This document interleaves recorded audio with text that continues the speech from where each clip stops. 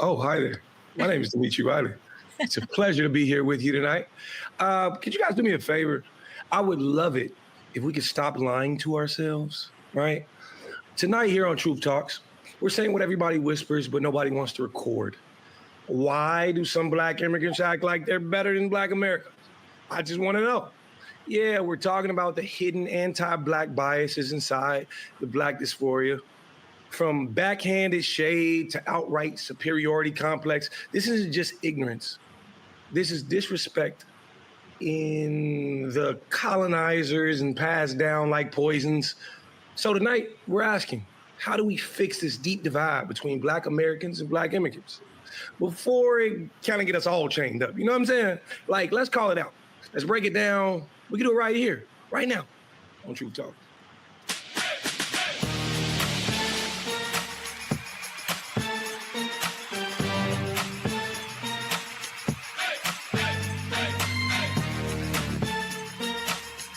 Are y'all ready to roll?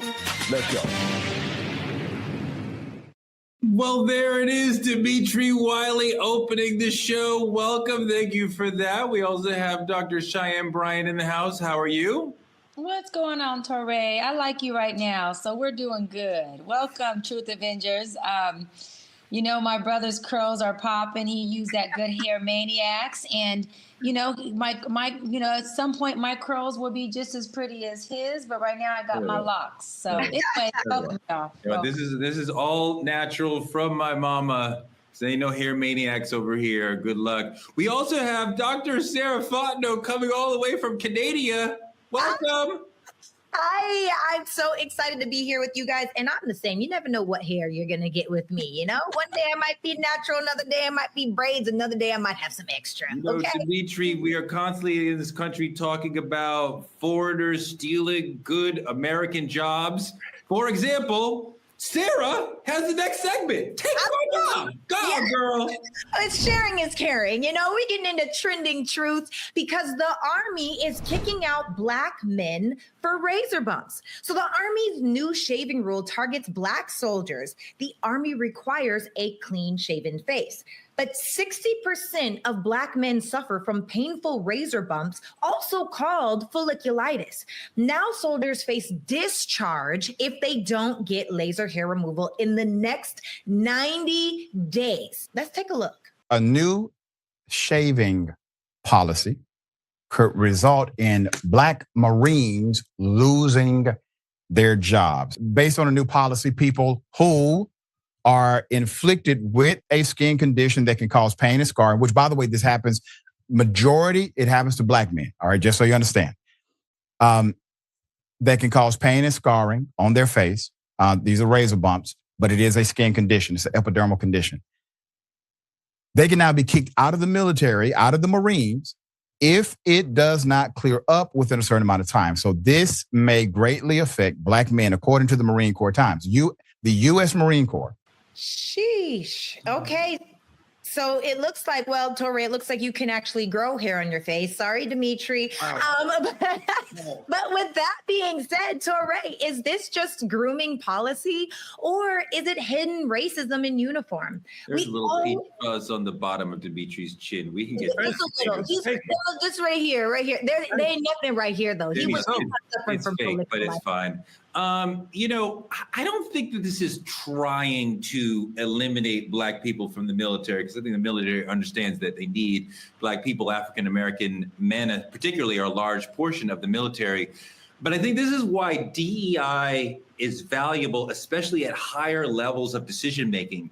I think what the military has done is impose a policy without understanding this is going to disproportionately hit Black men. The white men who are imposing this don't understand that. I don't think they're trying to discriminate. They are being ignorant. And when you have Black people or brown people or Asian folks who are part of a decision-making process, they can say, hey guys, this is natural, and this is nothing that Black soldiers could do about it. The military wants them to get laser treatments, but that costs more money. That's not cheap. It requires, I think, 6 different visits, which a lot of people don't want.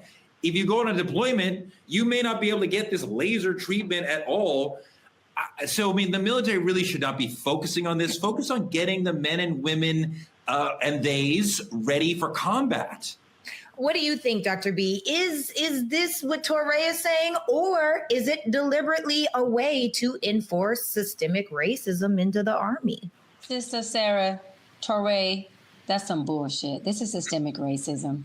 You're talking about instead of supporting and providing resources to a group of men who only make up 8.7% of the Marine Corps. So they're not the majority, and they're not, the Marine Corps consists of majority black men. That's not true. They're 8.7% are black men in the Marine Corps. And instead of providing them with support or resources on how they can have treatment for that, you rather say we are going to make rules and regulations where you can't be a part of a country or serving a country, risking your life, which is what we need. And in return, we're going to say, Touré, you said it costs, you know how much it costs to be able to provide this type of care? First of all, they don't care for our soldiers when they are veterans. And now you're not going to care for them when they are active? That is some bullshit. And systemically, you're creating ground rules for saying, listen, sorry that, you know, physically and biologically, y'all are built different. Your DNA is different. And so we're not going to care about trying to create product that can work for your skin, nor are we going to care about getting you treatment so you can actively do what we need anyways, which is continue to have folks present so we can have the strongest military in the world. So we're just going to say, you know what, figure it out. Sorry. Oh, well, because you are only 8.7%, we don't really need you. And we're stripping off. Hold on. Black people are 20% of the entire military. So I said 8.7%. No, I understand that you're talking about the Marines, but also the Marines are not dealing with this issue because the Marines faced a lawsuit around this issue a few years ago and abandoned this policy entirely. So we're talking about the entire military, which is 20% black. It's a large enough number that they should actually understand how to care for these people. No, that's my point. They should understand how to care for them, but it shouldn't even take a matter of having a lawsuit because you are systemically racist toward a group of people for you to now say, oh, we should care for them. These people are human. They are risking their life for our country. This should be a part of your military culture to say, you're risking your life for our country. We want to make sure you have the best quality of life. The best quality of life absolutely includes health. Something as small as razor bumps, which is painful. I'm saying small, meaning it's not cancer or HIV or diabetes or something that we're saying is contagious. Get this brother's skin taken care of so we can go on the front line and do the life would be not sending them to war. That would be the best quality. Like, let's be very thoughtful about before we send them into the theater. Touré, you're deflecting from the fact that these black men deserve care. Forget war, forget picking up a gun, forget training right now. They have decided to commit to put their life at risk. Even if we don't go to war, they're saying, I'm willing to do it. They deserve more respect, more honoring. And that comes at the act of taking care of their health and their well-being and making sure they're good. You know, I can see both sides of what both of you guys are saying. And I do think because we are the minority, they may not be thinking about us in that way. And at the same time, 20% is enough for us to have a strong comeback. What do you think, Dimitri? Could this be, what is the true mission of this new policy? Is it to limit Black people in these secure military careers? What do you think? I think the idea of it is when 60% of Black men are suffering from razor bumps, that's pretty significant. I think it's less about grooming and the way the skin grows, but it's an exception or an exception on how to push a forced exit. It very well could be the idea that they want Black men in Black jobs.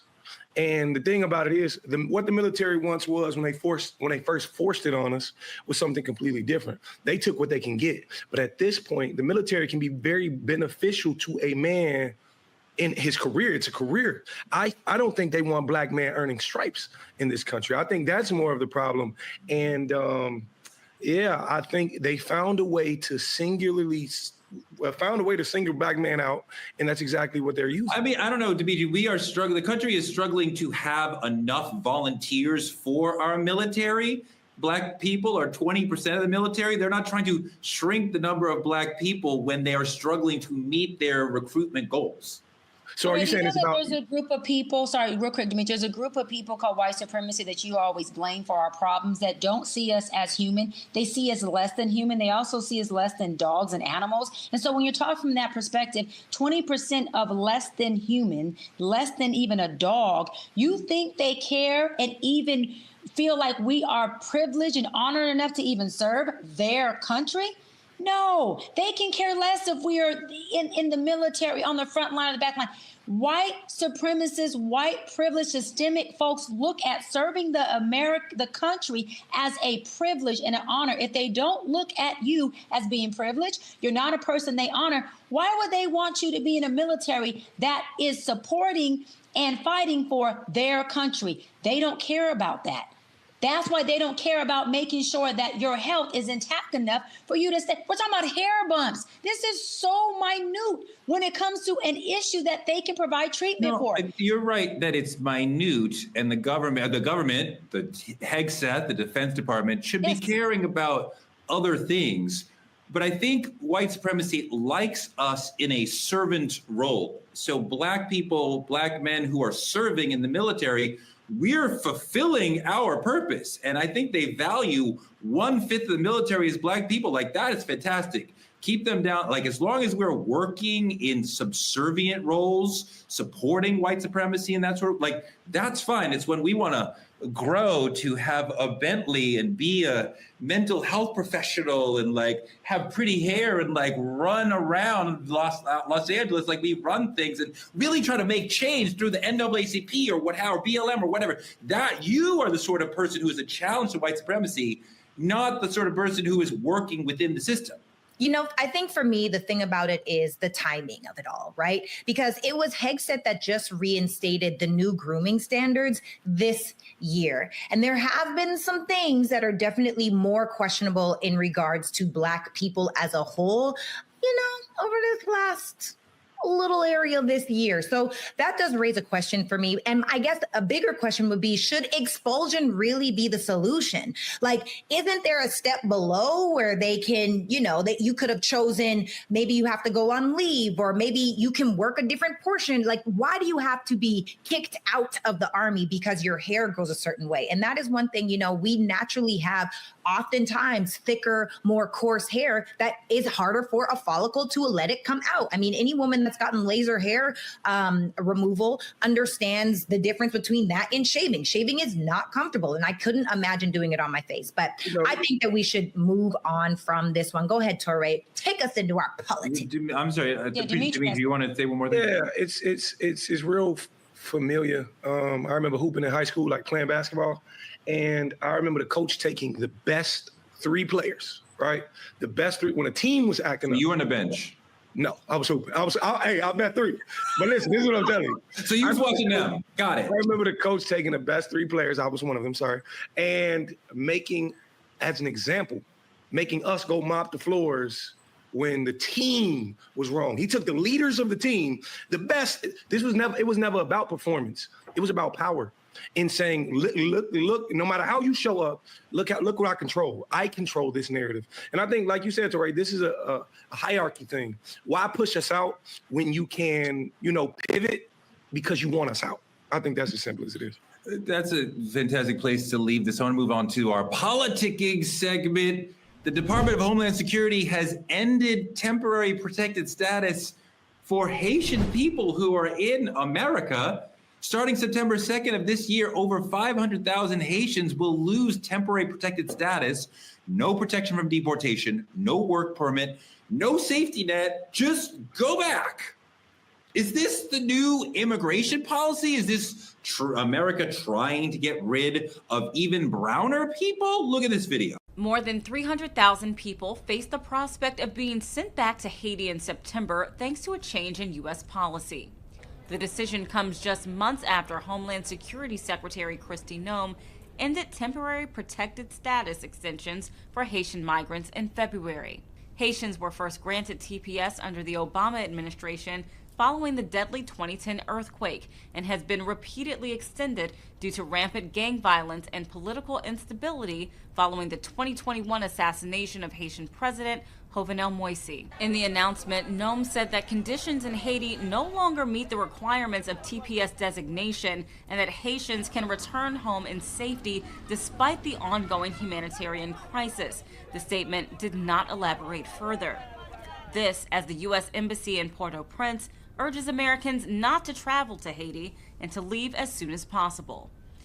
You know, Dimitri, the part of the backstory here is that America and France have been screwing Haiti for centuries. The reason why the country is poor and mismanaged is because those two governments have been screwing with them and keeping them down and extorting and extricating money from them for centuries. So now when they have a problem, a natural disaster, and America helps some of them, 500,000 people is not a lot of people for America to absorb. And to say like, well, we cannot help you anymore when we are part of the author of your problems. It's truly disgusting and a complete misunderstanding of why these people are struggling historically. Oh, absolutely. And I think you're right. Obviously, we got ICE locking up 3,000 people a day. We can do more help than that. I think the thing about it is, to me, and I hate to minimalize anything going on, but it kind of feels like collateral damage. And what I mean is this Haitian immigration and the hatred towards them is what we've always received. They are an extension of us. So why would I treat them much better than I treat you guys? And you're from here. And I think the thing about it is a lot of times we're seeing it just not with Haitian. Any color of brown is treated the exact same way. So for me, I see collateral damage in a larger situation. Sarah, I think that immigrants do something, give something, bring something valuable to the country. I think that we owe it to Haitian immigrants to help them when they are in a horrible situation, and we have the resources and ability to help people. This country used to look at immigration as like, wow, like we're so great, we're so big, we're so benevolent, we're so valuable and important that we can help people from other countries. And now we look at it in a sort of, what is a niggardly way, where we're like, if we give them a dime, oh my God, I want us to do better by immigrants, but we are only committed to demonizing them. Yeah, you know, and I don't even understand why that is the biggest focus of things. Like, why is immigration? And maybe you guys can answer this for me. Let us know in the comments if you guys have this question as well. Why is that such a pressing topic when there are so many more life-altering topics that we should be addressing in America? Like you said, I don't think that there's an issue with having Haitians here. I don't think there's an issue with having illegal immigrants here. But we've seen it already. We've seen the cages that the ICE is putting and trying to get these 3,000 people a day. And now it honestly seems like we want to be that benevolent country where it's only us and we call all of the shots and nobody gets to come in and nobody gets to go out without our permissions. The issue with that, and my question for that is, what other country will now start to play the same game? And how will we also be shooting ourselves in the foot? I don't know that there's another country that will be able to do what the United States has done for the world over the last century plus, that anytime there was a major calamity in Eastern Europe, South America, Western Europe, Asia, that you could come here and we would absorb you. And I think part of the problem, Doc, is culture, that they talk about crime, they talk about economy, but the real fear is culture, is that brown folks, Haitian folks, whoever will come here and will change the cultural fabric of America, and the whiteness that they prize will be lost. Yeah, because America itself doesn't have a culture. The culture of America is the quilt of all of the different cultures that exist here, that have always exist here. And so, yeah, you stripped us of all of the Haitians and the Latin cultures and even Asian cultures and the Indian culture. I mean, you just go down the list and we just really have America at its core. But what's interesting is America at its core is still wrapped in the nucleus of all these cultures that we are now calling immigrants. That's the part that makes it so crazy, that this is not about America being the nucleus of America being white or the white family, right? This is really about America's nucleus is a cultural melting pot where people have been here, people come here, and almost every president we've had has actually deported many immigrants. Trump is just doing it loud. He's doing it transparently. He's doing it on TV, and he's doing it to where we can see it. And I love Obama. Obama also deported a lot of immigrants. He just didn't do it in a way where he treated them like animals, or he had them in cages, or he built concentration camps for them. So there's always been immigrant control. This is now immigrant slavery. There is a difference between the two. Sarah, you're on the right, but you said you don't really understand or you don't feel the immigrant issue is not moving you. This is a big, huge driver of people on the right. Trump is doing this because this should, with the Haitian folks, should move his people. Yes, get them out of here. Get every immigrant out of here, especially every brown immigrant out of here. I don't understand how you're like, I'm conservative, I'm on the right, but I don't understand. This is the core animating issue of your political tribe right now. Right. Well, that's the thing. That's not my political tribe. I'm an independent. I'm not right. I'm not left. I'm opinionated. And I'm a critical thinker. And I think about what makes the most sense based off of what I think makes sense for the good of the colony, AKA America, right? Or whatever place that we're thinking of. And this whole conversation makes me laugh because the people that are saying we need to deport everyone are immigrants. The only people that were here in America were Native Americans or Aboriginal people. They came here, they stole their land, they raped, think about it like that, though. Well, it doesn't matter. That's the truth of it, though. Right? So why is it that now you get to say, oh, let's get rid of, we're gonna send the Native Americans to reserves. We're gonna deport the even browner people. We're gonna deport the Latin American people, which, by the way, some of them in different places were also Aboriginal people. And so it's so hypocritical, in my personal opinion, if you want to come here and start saying that now we're gonna reinforce that you are an illegal immigrant. Are we not all that? Because the only reason why they're legal immigrants is because they stole, they pillaged, they raped, and they killed. That is the only reason why. So this whole topic to me doesn't make any sense. And I don't think anyone has a right to do this inhumane behavior. But I do understand that this is a fear-based control system where people will self-deport themselves. That's the only answer that I have. Dimitri, we do see the Trumpies getting browner and browner with the people that they're going after, right? Mm-hmm. And originally the attack of their immigrant sweeps were South Central American immigrants, Mexican immigrants. And now you start to move toward Haitians, right? And more Black immigrants. Of course, the white South Africans can come. That's not a problem. But like, oh my God, these Haitian immigrants that we've been protecting for 500,000 people, that is a pittance in a country of 360 million people. That's a lot. But seeing the target get browner and blacker is scary, right? Because I'm like, so they're moving toward us.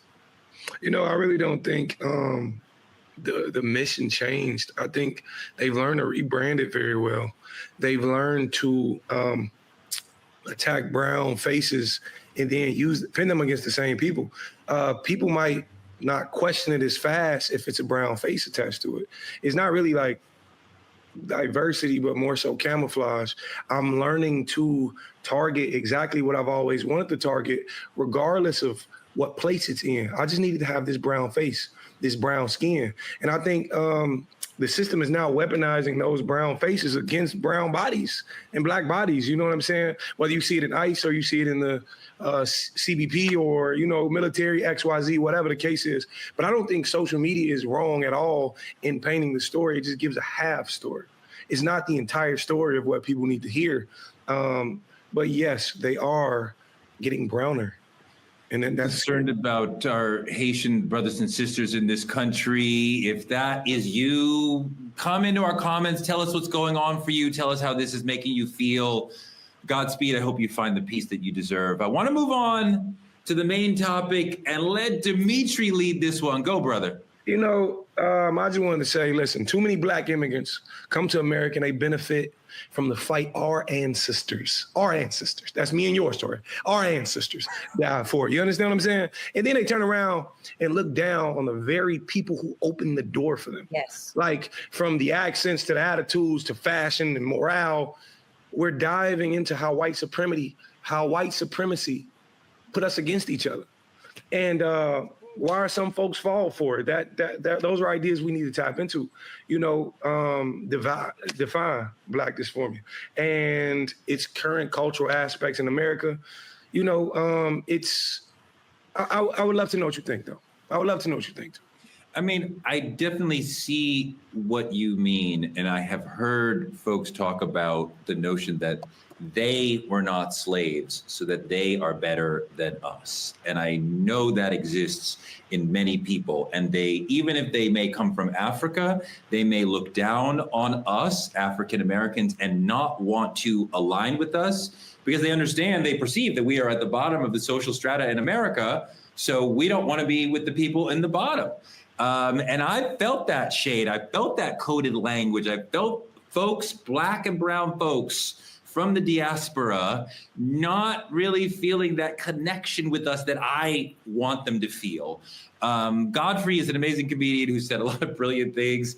He had an interesting point on this. I want to play that. Take a look. She said some shit about, which is funny how almost every foreigner has something to say badly about African Americans. Even Africans sometimes have fucked up shit to say about African Americans, but then everybody comes to America trying to be African American. And benefit off of our struggle and the work that we put in. Yeah. How could anybody that looks like you come into America and talk about African Americans when they are the ones that have created the foundation for foreigners to come in? The 1964 Civil Rights Bill is the reason why Koreans, Nigerians, Indians, Arabs can come in and open up businesses in Black neighborhoods and still disrespect the fucking same people that are putting money in their pockets. What kind of fucking nerve is that? It's the serious hatred of African Americans in this country. It's in the soil. Yeah, I think that's absolutely right. And I think folks can come from other countries and see the way that we are treated and go, oh, that's how I should treat them. But you know how African Americans are treated before you even get here. So you arrive with a preconceived notion of how you should think of African Americans. I can see why these folks would be like, I don't want to be part of their group because they are downtrodden and they're ex-slaves. Sarah, I understand where a lot of people, Africans, come to this country and are disrespectful of African Americans because they see the way they were treated and they see the history of chattel slavery and they are disrespectful to us. They don't understand our struggle. They just see like, oh, you guys were slaves. We don't want to connect with you.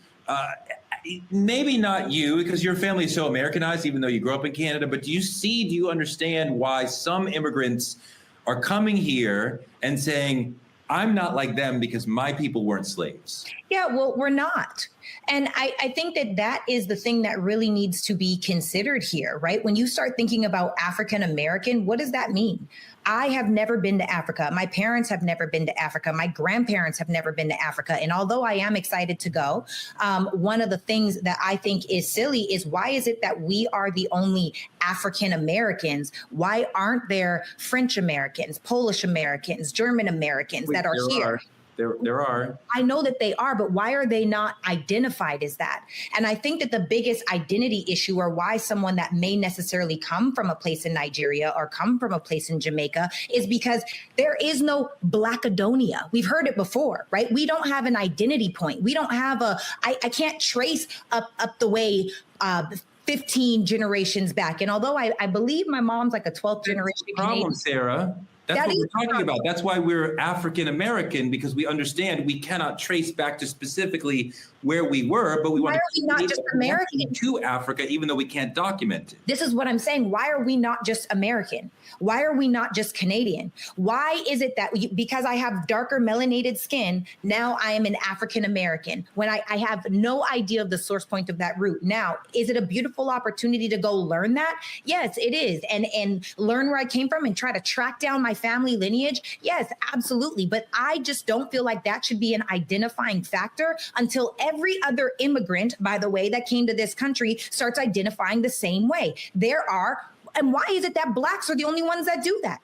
Why are there not, why are, even if you were to say the Mexicans, right? People don't say Mexican American. They do. No, they don't. They say Mexicans, Torre. No, they do not. Well, if you live here, you're born here, but your family's from Mexico, you are a Mexican American. True, but is that what you're called? No, you're called a Mexican. No, well, that would be racist. If you are an American citizen with Mexican background, you are a Mexican American. I mean, like my family's from Africa. I don't know if it's Ghana, if it's Senegal, what country it is. Right, I know we're from Africa, and I want to be an African American because I want to know the past where I come from. It is critical to have a relationship to your history, and we are the only people in America who do not have a tangible relationship to our history. So we have to remind each other we are African American. No, okay, the connection is important, and the vagueness of the connection is also important. This is where the confusion comes in, because you're saying they call people Mexican American, like Dr. B says. She is Mexican, Creole, and Black, right? She has never said I'm Mexican American, African American, and Creole American. None of this happens in real life. Now, is that the box that you make? Sarah, what are you talking about? What real world are you talking about? Of course it does. Let me finish and I'll tell you. That may be the box that you check when you go sign up for something or anything government-wise, but that is not how we speak in this nation. In fact, the only people in this nation that get both of those things are Blacks. We are African American. When you go speak on stage, they say we're at the African American Studies. Why are we only focused on Blacks being African American? Why are we not also focused on the white people, the Latin people, the Asian people? Why are there not Chinese Americans? Is that what you check on a box? Yes, but it is not what you call them. I don't know what world you live in. Of course, there are Asian Americans, Hispanic Americans, Creole Americans. I mean, of course, we talk about these things fairly all the time in this country. I don't know what you're even talking about. Because we don't have an identity. Thing is when they attach the American to Asian or the American to African or the American to Latin American, right? The American and Latin is there with that hyphen in the middle because that hyphen is meant to separate. So like myself, Torre, I totally get what you're saying, and I respect folks who think that way. I really do. Not being sarcastic. I myself, I'm Black. I'm American. I was born here. My parents were born here. Even my Mexican mom and Creole mama was born here. So I don't go around separating myself by saying I'm African American. I am American woman who happens to be Black, Mexican, and French Creole. To Godfrey's point, the reason why I don't do that is because when we do get African immigrants that come here, we do get a different treatment as though they are different or better than the Americans who happen to be Black here, which I don't believe that we are better or I think we're different by culture and by geographical location, right, of where we grew up in environmental ways. But I don't think that I am better than an African who comes to America. Now, an African who comes to America, in my opinion, is an African American. I am a Black woman who was born here. I am an American citizen. I am not an immigrant. So I am not going to couple or group myself with an African American. I am Black. I don't think people are wrong, let me disclaimer, who say African American or Black American and they were born in America. Sure. I just identify as an American Black woman, and I don't correct people when they say African American, but I'm not going to go introduce myself and say, hey, I'm African. I'm not. I'm an American woman. I'm just as American as the white woman named Sarah or Becky. I'm just as American as Sure. I'm just as American as any other person who doesn't look like me but has a different skin color. I am American. So therefore, I don't need to separate myself by saying, because you're white, you're American, and because I am Black, I have to say African American, so you know that we're separated from this country. I don't see it. Being African American is a tremendous source of pride to me. And it's interesting that you said the line between African American is a divider. I see it as a connector, as a thing that connects my African heritage to my American heritage. And yeah, the lineage of African American people in this country is special and unique. I want to be absolutely identified with that and part of that's why I took African American studies when I was in college, because I love Black people so much. And I don't need to go around saying I'm African American. I actually prefer the term Black American just poetically. And I understand the complexity of like Charlize Theron is African American, but we all know that's not what we're talking about. We're talking about me and Dimitri and people like that who are who are both African and American. And the notion, especially for us, those two different cultures shape us politically, culturally, socially in amazing and powerful ways. And I have respect for the Italian Americans who are here. I mean, like, I live in New York City, so we see the Italian American parade every March. We see the Puerto Rican Day parade every June, I believe it is. We see Irish Americans parading in March also. So, I mean, we see parades, the Dominican American parade. Oh my God, like they kill Brooklyn. It's beautiful. It's amazing. It's a party every freaking. So, I mean, like, I see a range of people. I want to talk about one African woman who made a really interesting comment, because there's a lot of negative stereotypes of African Americans around the world, but we found this African woman who had something really interesting to say. Let's look at that. I used to be, I think, a bigot towards African Americans and wanting nothing to do with them because I was fearful for my own life. Myself, when I arrived here, my tendency was to not trust African Americans. Our parents are like, be careful of these people. They're violent. They're scary. They don't like to study. The biggest thing that outside world and other Africans can see of African Americans is more the urban Black ghetto culture. That's we call it ghetto here. That's hood rattery. I mean, that's what we see. But I think where we went wrong, as all groups, you have a subset who doesn't do good things and doesn't behave a certain way, but that shouldn't be an indictment on the rest of the community. So it took for me to come to this country, start to see for myself, oh, okay, there is definitely this urban Black ghetto culture that they're talking about, but there is also all of these other African Americans, millions and millions of them, leading and running amazing lives, raising families, building businesses, being, great professionals. I didn't expect that. So I think especially the music industry is what has caused a lot of problems, as well as Hollywood, in terms of sending the stereotypes to the outside world. Africans and African Americans, we don't understand each other.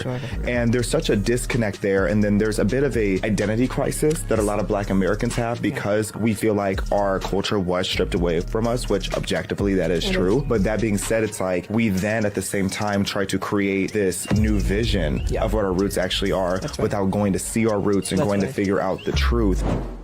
Dimitri, I love the point that she made. She was taught by media, quite often run by white supremacy, that Black people are immoral, thieves, all these horrible things. Then she came here and was like, oh, that's not true. We are not all those things.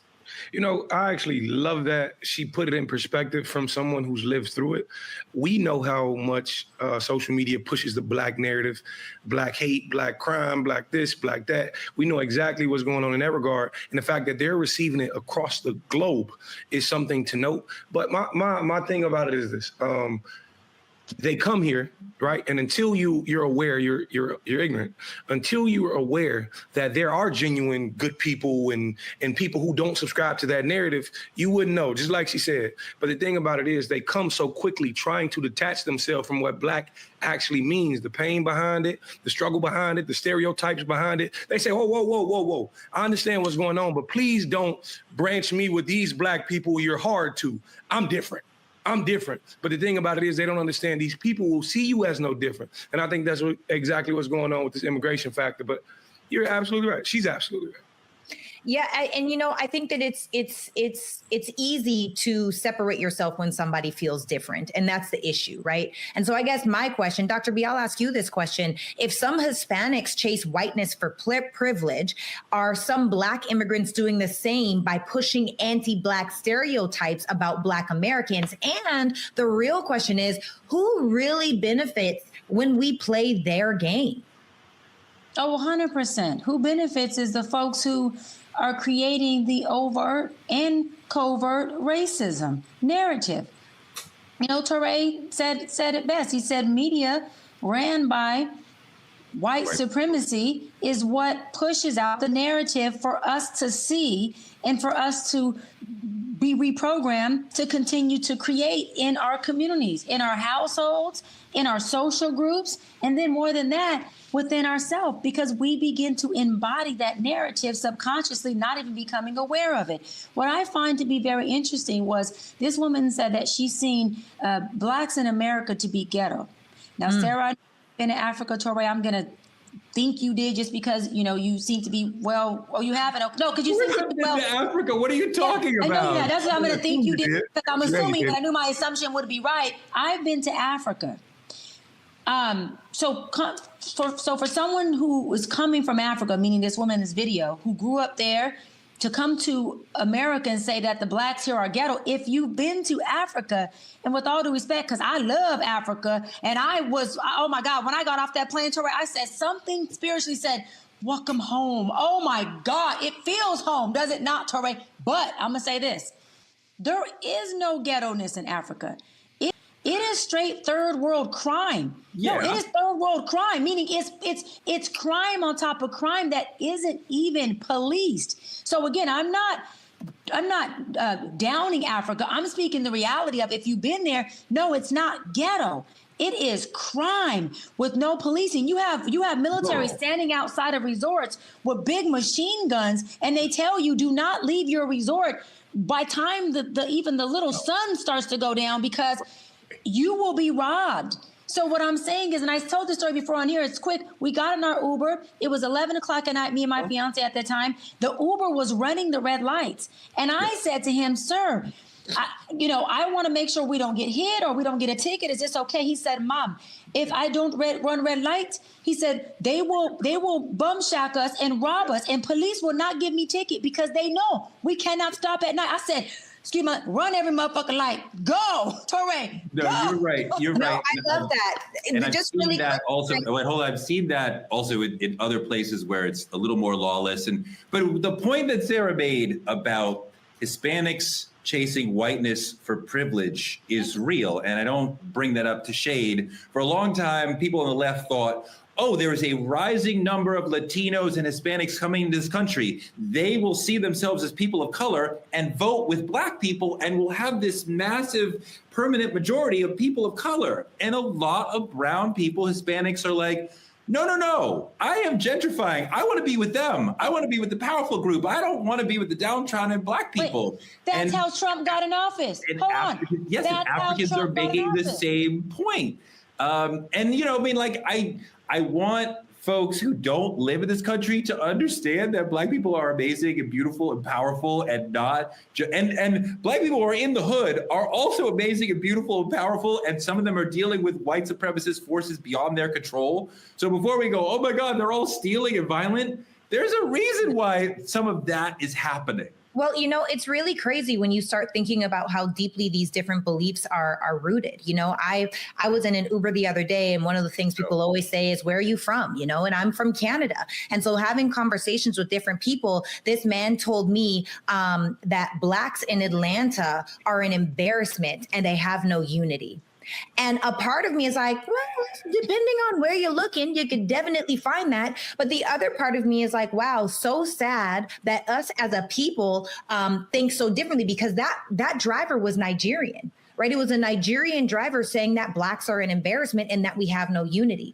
Now, the truth to that is, in a lot of different ways, we as Black people don't have a unity. We don't have a collective economy. We aren't coming together to create things, which then brings me to the question of, how is it working with Black people? Have you guys had crazy experiences? Because I certainly have. So there's different beliefs and ideals and biases that each of us can have in our minds that kind of set us up in a different way, where now we are looking at people a little bit different. But I will say there's a difference between Blacks and niggas. I'm just going to say that straight up. Okay, Chris Rock. I'm just saying. Okay. It was said really well.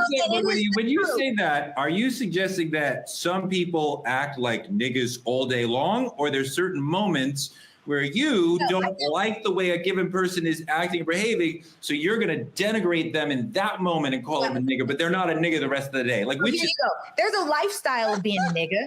And then there's a lifestyle. For you got to respond to certain. What's the lifestyle? You got to pull yourself out of it. Wait, Sarah, I got a question, Sarah. Wait, I want to know what the nigga lifestyle is. What's the nigga lifestyle, Candace? Tell me that. I want to ask her a question. Yes. Because I have, I'm a Black woman, but I definitely got a nigga deep in there. So what do I consider? Is that my lifestyle or what is it? Because let me tell you something. If somebody says something to me that is completely out of pocket, yes, especially if it's systemically racist, especially if it's a Karen, let me tell you something. She gonna get the whole nigga out of me in that moment. So what does that mean, Sarah? Diagnose me about my nigga. Tell me, I want to hear about this. I love it because that's what I'm saying. Lifestyle is an everyday thing that you do, right? The difference between being a Black person or a Black human is when you're just, you have it in you. We all got a fire-breathing dragon inside of us. And with the right circumstance, right opportunity, right access, it might be time to ignite some fire. So but some people are niggas all day. Yes, some people are. What the fuck are you talking about? Lifestyle. What is the racism, Candace? Why are you dissing Black people? I don't know why that's a diss. Why is that a diss? It's like if someone is universally unattractive, is it bad for saying it? If someone is obese, is it bad for saying it? Universally unattractive? Hold on. What are you talking about? Your question is so the notion that some Black people are basically beneath your respect. Whoa. Don't put words in my mouth. Your question is so good. I have a question. He's putting words in my mouth. No, Dr. B, just wait. Who is the nigga all day? And then after you answer, just tell me, after you say what you say, just tell me, give me a person to raise question, because I love it, that who is a nigga all day? Give me one person that you're like, he's just a nigga all day. Damn, I really got to think about that. But to answer the question. No. Answer the question. It's the question. This is what I'm saying. Just because you're a nigga all day does not mean that you don't deserve respect. Just because you're a nigga all day does not mean that you're this terrible, classless, awful person. That's not what that means. It just means there is a difference. The same way that there is a difference between, let's say, if you're raised in, people have told me all the time, wow, you're really different for a Black girl, right? Or why do you talk like a white woman? No, I agree with you. If someone says you're really articulate for a Black woman, it's based off of their experience that they've had with Blacks that are around them. At the end of the day, they don't see a nigga in you. That means they don't see a nigga in you. That's not true because folks have seen that too. I've got it in me. More than that. Oh my God. Oh my God, Dimitri, I'm drowning in ignorance, Dimitri. I'm drowning in niggadom, Dimitri. What is really happening? Touré, I think you're the one who's a nigga all day. I just got it. Apparently, I say nigga. I mean, I'm raising all my kids, but like, I mean, I really don't know. You know what the problem is? That the way that you give it meaning, you're making the fact of somebody acting a certain way, it's just an identifier. Why does it have to be so negative? I didn't say that Black men that are niggas don't raise their kids. You said that, which means you have a subconscious racist. But what did you mean by niggas then? Because we asked you, define niggas, name a nigga. You can't define it. You can't name it. Let's think. Wait, I'm with you, Touré. A nigga who don't raise his kids is a nigga. That's what we're gonna be in agreement on. Yeah, he a nigga all day. He a nigga all day and all life and all year. I'm just saying the way that y'all see it, we all have different meanings for something. If I were to say, what's yours? I'm trying to tell you, you keep cutting me off. If I said, give me 3 words, that means love. We all would say 3 different words. If I say, I think that there's a difference between niggas and Black people, and give me 3 words that describe niggas. Tell us the difference. What is a nigga? What's your word? You said, hold on, wait. Okay, Let's flip the script, y'all. Let's flip the script, please. Still ain't defined it. We want her to define a nigga. I ain't heard no definition. I heard you dancing toward it, and y'all got to call it some sideways move. I want her to define what is a nigga. What is a nigga? Okay, I like it. See, niggas love shit. Somebody like to phone a friend. No, love not explaining shit. Clarence Thomas, he'll help you out. Say any of that. If I was to think of 3 words when I think of nigga, it'd be late. 1, niggas is always late. So you a nigga today because you was late. You a nigga number 1. Name number 2. Come on. Boom. I did not say it wasn't me. What's number 2? Okay, now I'm like really thinking about it. Here now. And let us know in the comments, y'all. Is there a difference between Niggas black love to deflect. You answer the question. What's your other two words? Love to deflect. Late. What's your other two words? Like a black mindset. The Chiron is right. Black immigrants hate Black Americans. Look right now. Here's the example right here. No, niggas have a lack mindset. They never have enough. And niggas don't like answering questions. That's when they know they don't have money. What are you talking about? So the difference is, y'all. Okay, look, because y'all. You want me to save you? Would you like me to save you? Are you being a nigga right now? This is the point. Are you being a nigga right now? Listen. Yeah, name a nigga. Who's a nigga? Y'all, I'll never get to finish. Name a nigga. Hey, listen. You don't have to finish, Sarah. They're not gonna let you finish. Sarah, they're not gonna let you finish. Yes, listen, niggas, they're not gonna let you finish. Right, y'all acting like niggas. It's okay. That's not. Oh, she calls us niggas now. Okay, here we go. Hey, listen. Here we go. Black immigrants hating Black Americans. We knew you was racist to us Black Americans. Like real talk. Like all jokes aside, I think that people hear the term and then they make it negative. And I think the same way where if someone is obese, whether it's right, wrong, good or bad, it just is what it is. If somebody all day is acting like, you got to go to that space where you don't let somebody else talk, or you go to that space where you don't. Yes. Are those, in my eyes, is that a version of that? Let me finish before you talk to Ray. Is that a version of that? Yes, absolutely. And my version from how I see it. And at the same time, we sometimes need to have those traits. There's good and bad in all of us. And sometimes those things are things that you have to tap into. But as Dr. Brian says, are you high functioning? Do you let those things stop your day and drop down to where that thing is inside of you? Or do you choose not to? That's the only difference. Okay, guys. Black Americans. Okay, guys, listen. We've concluded. I am a high functioning nigga. Listen, I get it. Hey, listen, Teray, I get it. Listen, but we got to flip the script. We got to flip the script. Parenting nigga, and I'm just a nigga. We have to flip the script. I know, we're all niggas. Wait, but Sarah's not a nigga. No, I'm not a nigga.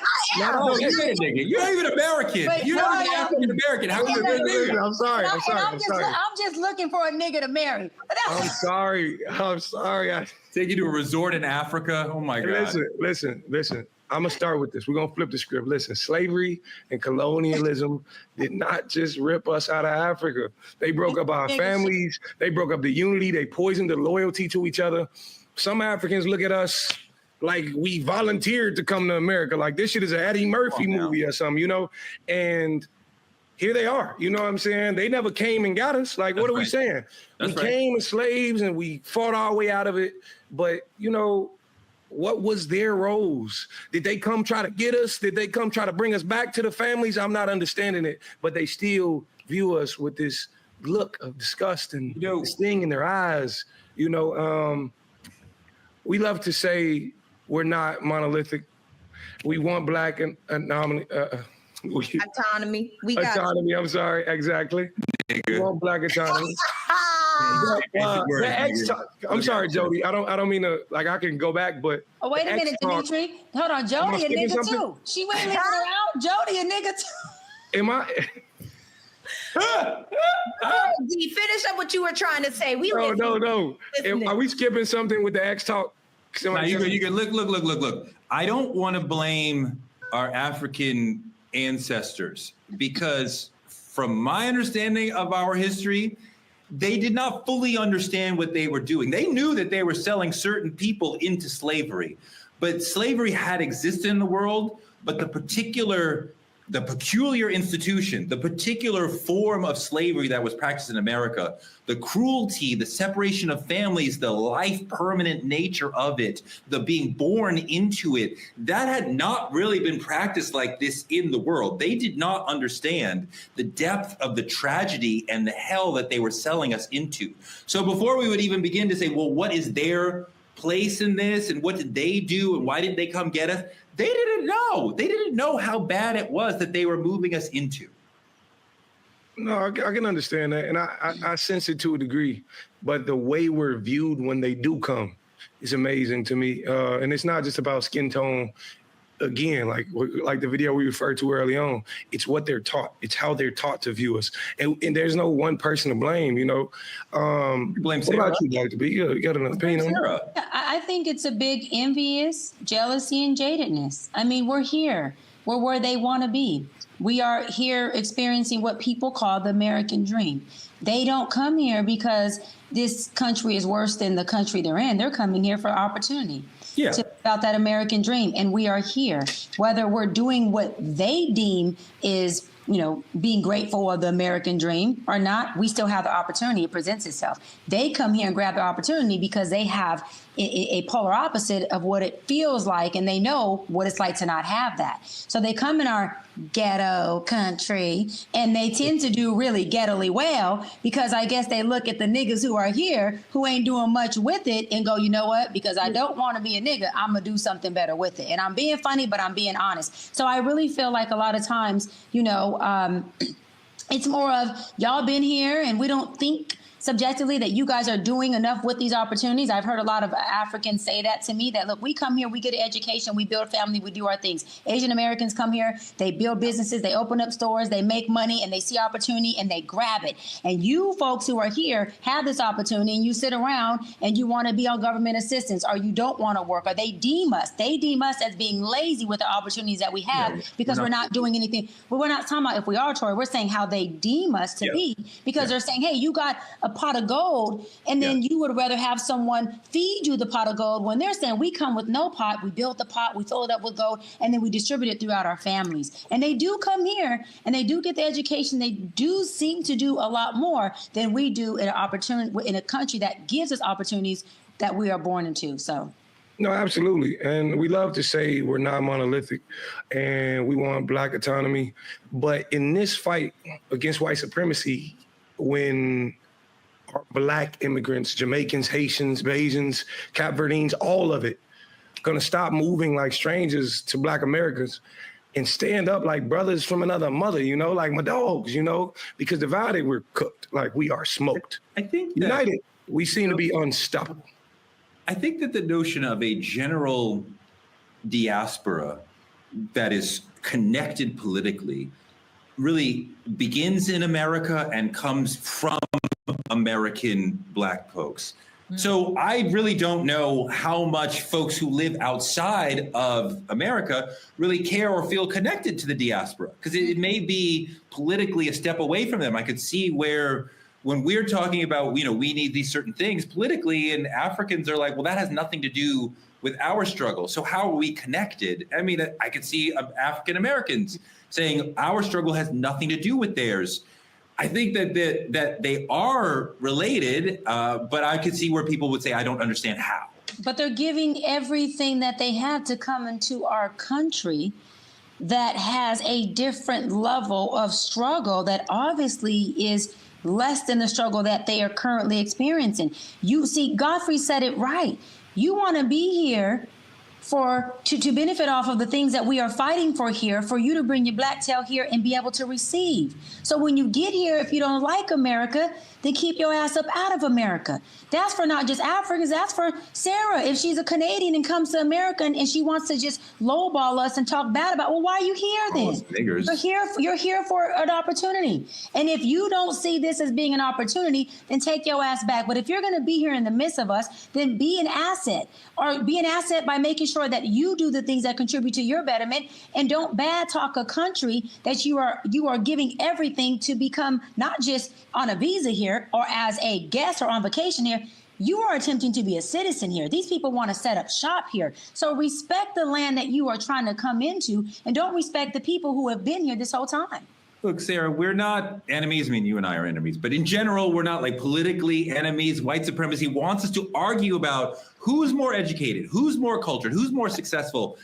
We have to unlearn what the colonizers are trying to teach us to divide us, especially with the government trying to rewrite Black history and erase CRT and these sort of things. So like, we need, Sarah, to stop policing each other's Blackness and start protecting it. How do we get to that? I love that. Well, I love that question because I feel like first and foremost, we have to acknowledge and accept the fact that we're different. Right? There is such a beautiful spectrum of what it means to be Black. Whether you came here from a different country, whether you were born here and raised here, whatever it could be, the one thing that we have in common is that we all have a Black experience. And they're all very, very different. I'm from the Prairie in Regina, Saskatchewan, Canada. Where? Right? And the Prairie, like Regina is the city that I'm from. Yeah. The slogan is the city that rhymes with fun. Let me know when that. I love when you say that. You know, but I say that to say that really and truly, you know, it's so crazy to me how quickly, because there's certain movies that I haven't watched and I have no desire to see because I don't like seeing our people down and out. I don't like seeing our people as slaves. We are royalty, in my opinion. And someone will say, oh, Black card's removed. How can you remove my Black card? You can't take this experience away from me, even if you don't agree with the way that I operate. And I think that we don't have to agree with one another, but we can try to understand better where we are, where or how we are operating that way, even if we don't like it, which actually brings me to Dr. Umar Johnson. You know, he's a vocal Pan-Africanist. So at the core of his message is this: there is no separation between Black life in America and Black life globally. Okay. We're one people who are divided by slavery, colonialism, and white supremacy. He argues that Black Americans must see themselves as Africans in America, not a separate group. But then he goes back on to bash Black Americans like Barack Obama. House niggas, just like Barack Obama, they do what they need to do to stay close to the white power structure. She made a career locking up Black people. This is the same woman who went on international television, Art, let me remind you, about a year or two ago and said America is not a racist country. You want me to go vote for a so-called Black woman who went on international television and told the world that America is not a racist country? She spit in the face of the family of Trayvon Martin. She spit in the face of the family of Breonna Taylor. She spit in the face of the family of Michael Brown, Alton Sterling, Philando Castile, Amir Locke, Dante. We can go on and on. Tamir Rice, all the Africans murdered by police, which are state-sanctioned executions. Let us be clear. The police are agents of the state. When the police kills a Black person, that is a state-sponsored execution. And in response to all this racism, the execution of George Floyd, this part-time Black woman says America is not racist. Sheesh. All right, Torre. Does he have a valid point, or is this a perfect example of division? I find Umar very difficult to take seriously because a lot of times he takes a very reductive and simplistic view of things. And I think, you know, if you understand the political system, you would understand why Kamala Harris cannot even possibly have a chance to get elected the president of the United States if she says America is a racist country. So she cannot say it's a racist country. She has to have a workaround for that. She cannot go into Pennsylvania, Wisconsin, and Michigan having said America is a racist country. So to attack her for that shows just a complete misunderstanding of the political system. And he's better than that. But I think that African Americans are, of course, part of the diaspora, but what we have experienced in this country is so unique and so different and so traumatizing to us that I don't know what our connection to our brothers and sisters on the continent really is when they've had their own struggle and their own trauma and their own journey that is entirely different than ours. So like our political problems have nothing to do with most of their political problems. And, you know, to say like, well, we have to see ourselves linked. I mean, like, I understand the value. Obviously, you know, I was in college talking about Nelson Mandela and marching to hope that Nelson Mandela would get out of prison one day. So we saw the global diasporic struggle as one, but so much of what African Americans are dealing with as far as the war on drugs, mass incarceration, white supremacy, has nothing to do with what our brothers and sisters in Africa are dealing with. Torre, here you're in part, the beginning of your statements, totally disagree. To have a Black leader who can't be Black is a complete deficit to our Black community. as a whole, and I'm not just talking about Black Americans, that is her doing exactly what we've been taught to, which is to suppress and to hide behind our Blackness, and that to be Black and loud or Black and proud is not safe, and that it is looked at as a loss. And so to run as, you know, run for presidency and say that we are in a racist country, which is the truth, you're saying would have harmed her. But that is exactly what white supremacy is telling every Black person, that the more Blacker you are, the more harm you are, you know, subject to face. And so to have a leader that leads in that way is exactly why when Kamala was running, yes, I voted for her because I wasn't voting for this idiot, but I didn't vote for her because I believe she can lead us. To be transparent, I voted for her because she, to me, was the better of the worst of the two presidents. Because again, if I'm looking at a leader who is running and she is identifying as Black to get our votes and to get our attention, and she's also showing entertainment that would pull in the Black community, but she's not talking politics because she's too arrogant to think that we would understand that. You're also telling me you can't say certain things that represent Blackness. But at the same time, that is exactly the fight that we're fighting, is being able to be as Black as we need to be and represent ourselves as Black folks in different representations and be okay with it. Because Black men are saying when I go out this door and I show up Black, even when I show up Black and I'm ducking as a Black man, I'm still getting hit. I'm still getting mistreated. I'm still getting police brutality. So I got to figure out how to be Black in the world. Otherwise, there's a problem against me. And I'm going to land on this. A leader who comes out and leads and teaches us by example that being Black is a weapon and not a tool, so hide it. Because if they hear you too loud, it's a problem. That is one of the biggest problems in our community is Black leadership that ain't leading Black. They're leading very, very overtly, systemically racist. Well, I think it was an interesting point, but you started and you referenced Kamala as a Black leader. She's a leader who is Black, but she is not a Black leader. Jesse Jackson was a Black leader in that his power came from his relationship to the Black community. You say whatever you want about Reverend Sharpton. No, you're right. That's the problem. Kamala wasn't a Black leader with no relationship to the Black community. Prove my point. Continue.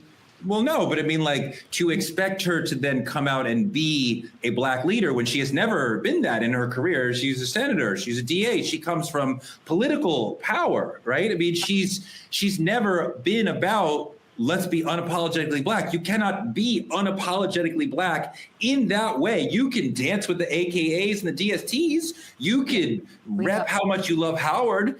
But if you want to be the president of the United States, and Barack Obama showed us this, you can't say America is deeply and systemically racist. You can talk about policies that might move us forward, that might help Black Americans, but you can't call the country racist and expect to go into Michigan and get votes enough to get a federal election. Oh, Touré, you can't gotta know where you are. Yeah, Touré, you can't go against the systemic racism. You can't go against the master. You better line up, saddle up, and speak like they speak and talk like they talk and walk like they talk. Because as a Black woman, you're not a Black leader. You're just a Black woman who's in leadership. That is the bullshit mindset of how people who are whitewashed think. If you are Black and you are leading, you have a responsibility to your Black people. If you are Black and in a leadership position, you are leading people and Black people. So you don't need to be unapologetically Black, but you do need to be a representation of what Black is. And if you can go march with the AKAs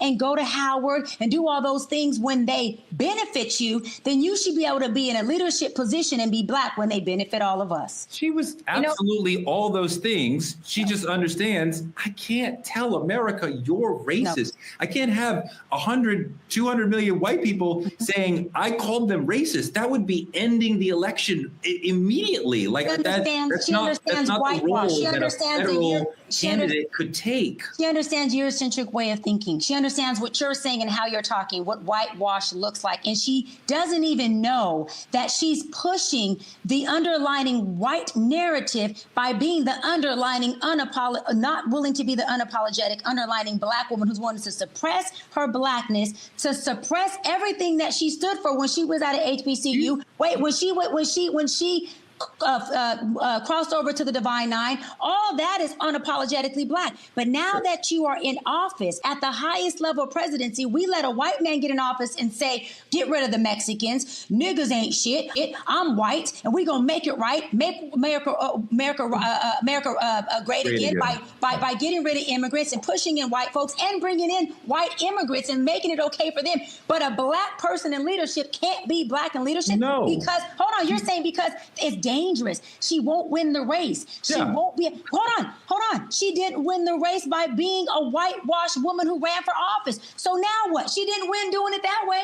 You just said it. You just said there's a lot of reasons. There's a lot of reasons why she didn't win. But do you understand what code switching is? That's one of them. We understand that we go into certain white spaces and we have to perform Blackness in a particular way to be successful in those spaces. That's not selling out. That's just understanding the audience you're talking to. You do. And my Blackness have worked for me. I'm very successful and I'm very Black. And everybody who works with me knows that, from Dimitri to Sarah and now you too, Torre, and our executive producers know I am Blackity Black, and it's worked for me. And if I decide to run for an office, I'm going to run Black. And when I get in office, Torre, I'm going to send you a private jet, and I'm going to have a Black car pick you up from there and have you in there, give you a 6-course dinner just for you to say, Doc, you were right. And I'm going to say, welcome to the White House with a Black. Call the LA Times and tell them about your corruption, get you kicked out of office. Code switching is natural. We all do it. All successful Black people are able to code switch, especially in a way that leaves them feeling spiritually protected. Like, I didn't sell out my people. Let's talk to Oprah. Let's talk to Quincy Jones. Let's talk to Richard Parsons. All successful Black people, including Kamala, understand how to code switch. If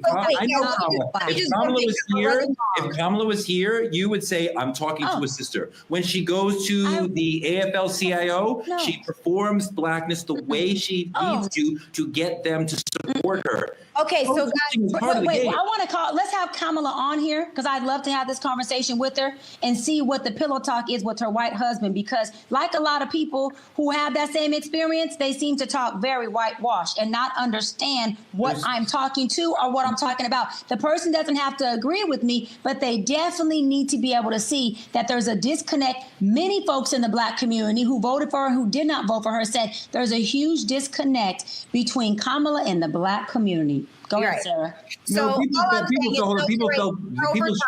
let's just say this. The debate that you guys are having right now is what the immigrants see. It's what the outsiders see. It's the fact that we don't necessarily have that unity, right? And the divide is the agenda, because the truth is, whether you are a Black leader or whether you are a leader that is Black, the divide is by design. Colonialism and slavery didn't just strip our identity. They trained us to see each other as different, as less than, or foreign. Even when we look in the same mirror, Jamaicans, Haitians, Africans, they all have a connection to a homeland. We don't. Black Americans are the stepchild of Africans and the foster children of America. If we can't see that the diaspora divide is their biggest weapon, then we'll keep playing ourselves while they profit off of our chaos. United, we stand, but if we stay divided, we fall. You know, that was so beautifully spoken. I just want to talk to my people real quick. Listen, my people, listen, understand this. Before you post Black Power again, I need you to ask yourself, does it mean anything if you're still side-eyeing your brother's accent or your sister's slang or judging the skin tones that the slave masters taught us to? Slavery ripped us right out of Africa. But it's the mindset that keeps us divided. So the real question is, when is the Black immigrants and Black Americans going to stop moving like strangers and start moving like family before the next system eats us alive together?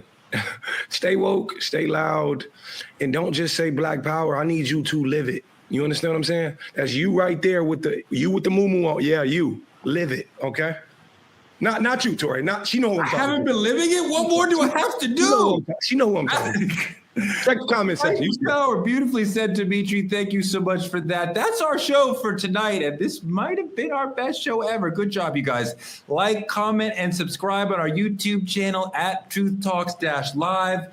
Watch us simulcasting and fighting right here on the Black Star Network every night at 8 p.m. right after Roland Martin Unfiltered. Support Black media at CashApp, Truth Talks Live, or any of the links on your screen. Support us by advertising with Truth Talks the way our friends at the Playpad in Atlanta, Georgia do, and reach our over 10 million person viewing audience on all our social platforms. And it's actually 10 million plus 50 because Sarah's family is really, really huge. Social businesses and influencers can partner with us by visiting TruthTalksLive.com, like Hair Maniacs, who were so crazy, Hair Maniacs, that they partnered with Dr. B on their product that's not just a hairline, it's a lifestyle, just like being an African American. Or maybe just like being a nigger. Being a nigger is a lifestyle, clearly. So bam, here we go. Dr. B, tell us about your lovely hair.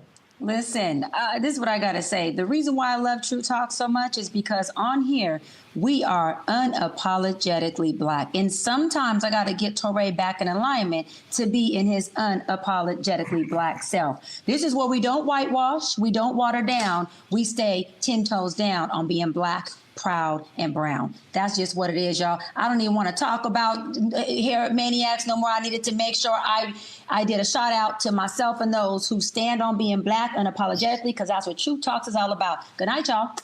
Love you. If you become a VIP member of the Truth Lounge, you can click on any co-host room. Dimitri will be there. If you click on his room, telling you, raise your kids, be good to your children. Oh my God, that's what he does. That's what I sound like.